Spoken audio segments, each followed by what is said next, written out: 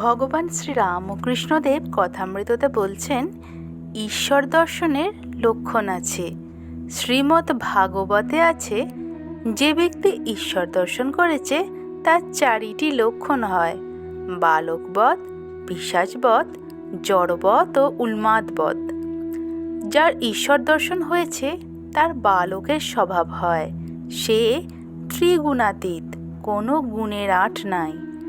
আবার শুচি অশুচি তার কাছে 2 সমান, তাই পিশাচবধ। আবার পাগলের মতো কবু হাসে কবু কাঁদে, এই বাবুর মতো সাজে গোজে। আবার খানিক পরে ন্যাংটা, বগলের নিচে কাপড় রেখে বেড়াচ্ছে, তাই উন্মাদবধ। আবার কখনো বা জড়ের ন্যায় চুপ করে বসে আছে, তাই জড়বধ। নমস্কার। জয় রামকৃষ্ণ।